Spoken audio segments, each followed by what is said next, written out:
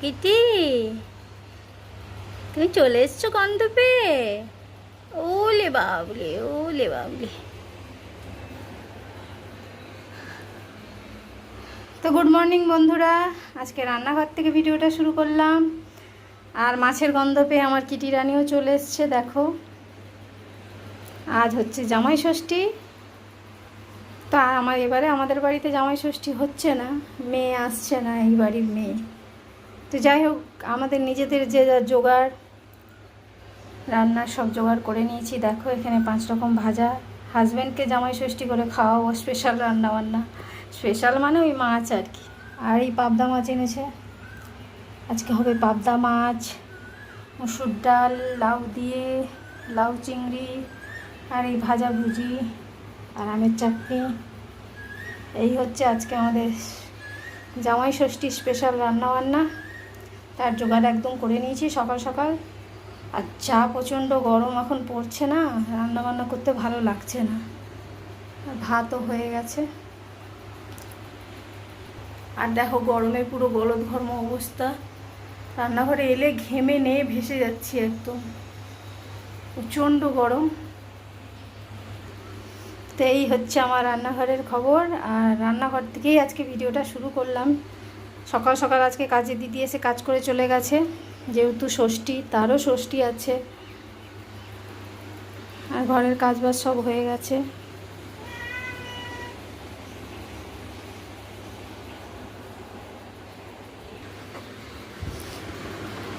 আর আমাদের পাখা ধোয়ার নিয়ম আছে। তো শাশুড়ি মা গেছে স্নান করতে, এরপর আমি যাব, পাখা ধুতে হবে। তো মাছটা এখন ফ্রিজেই রাখি, নাহলে যা কিটি ঘোরাফেরা করছে খেয়ে নেবে। সকালবেলা সব কাজ হয়ে গেছে।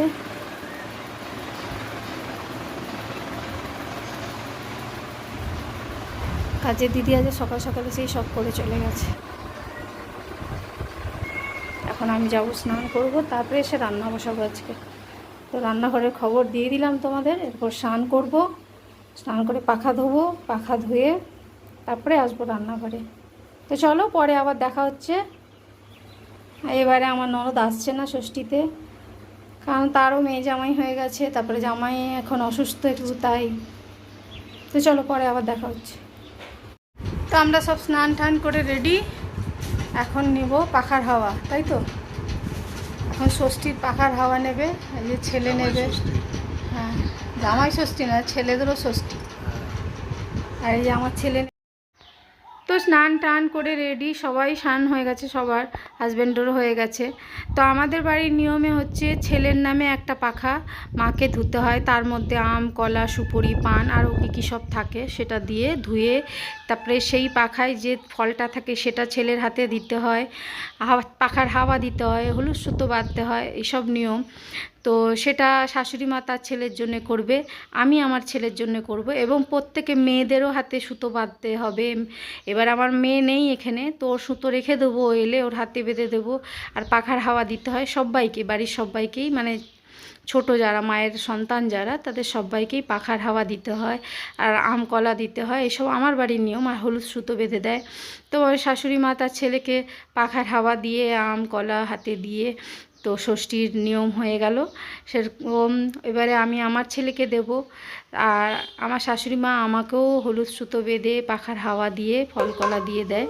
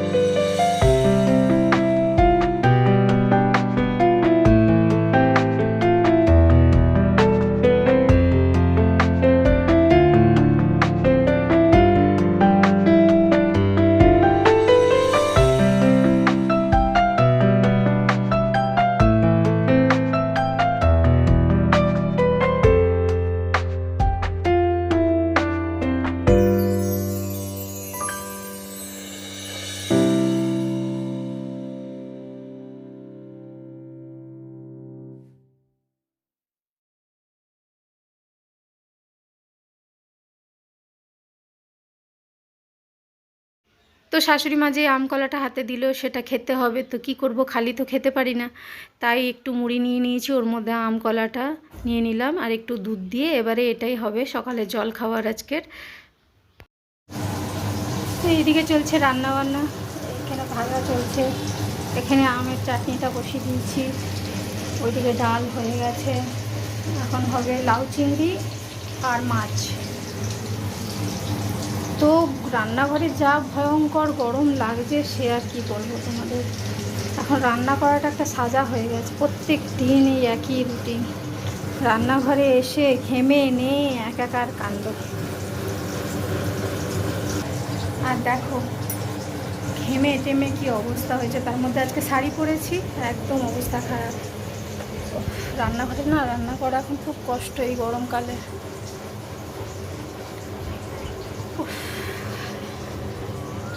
চলো রান্না বান্না করি, একদম ঘাম এদিক দিয়ে গড়িয়ে যাচ্ছে। আর মেয়ে আসেনি, মেয়েদের তো ছুটি নেই মেয়ের, তাই মেয়ে আসেনি। আর এবারে ননদও আসেনি, জামাই ষষ্ঠী একটু ফাঁকা ফাঁকা এই আছে।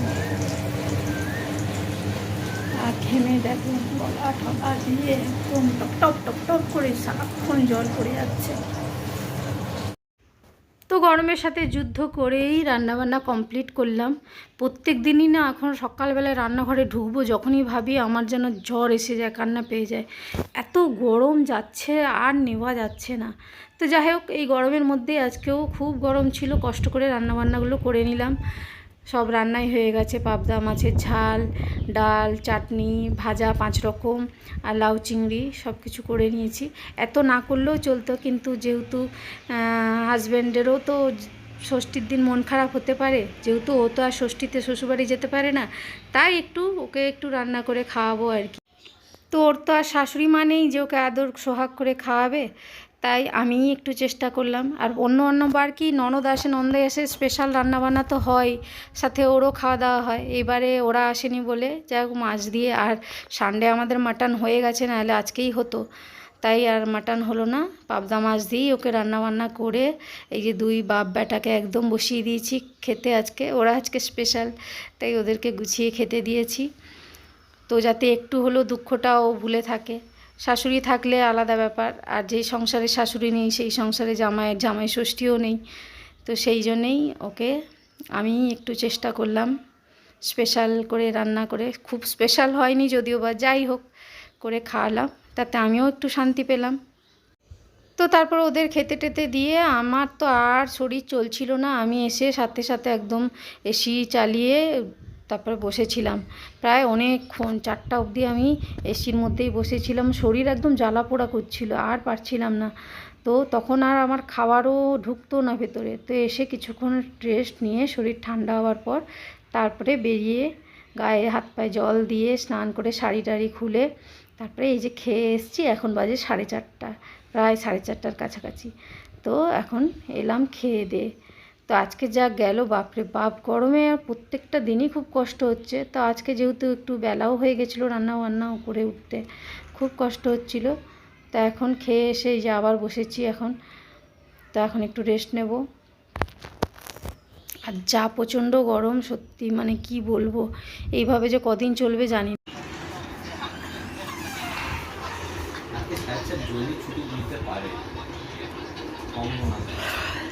আর আমার ছেলে এখন যাচ্ছে জামাই ষষ্ঠীর দিন টিউশনি।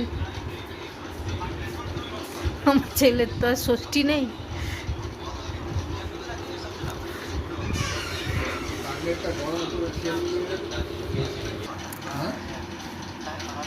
আর এখন খাবো এই যে দার্জিলিং টি। হ্যাঁ,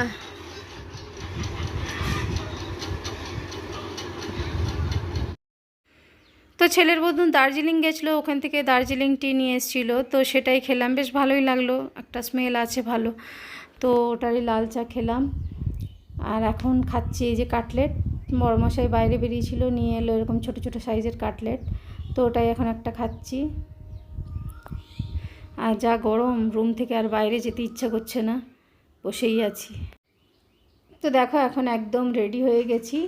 তো ভাই ফোন করেছিল বিকেলবেলায়, তো ভাইয়ের বউ, তো ওরা আজকে বলছে বিরিয়ানি খাওয়াবে। তো ভাবলাম চলো বিরিয়ানি যখন পাবোই তাহলে আর দেরি করে লাভ নেই, একদম রেডি হয়ে গেছি। তারপরে ওদের সাথে গেলাম হচ্ছে বিরিয়ানি রাতের ডিনার করতে।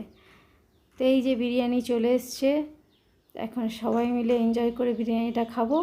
তো আমার ভিডিওটা এই পর্যন্তই রাখলাম। ভিডিওটা ভালো লাগলে লাইক করো, কমেন্ট করো, আর যারা আমার চ্যানেলে নতুন তারা প্লিজ চ্যানেলটা সাবস্ক্রাইব করে দিও।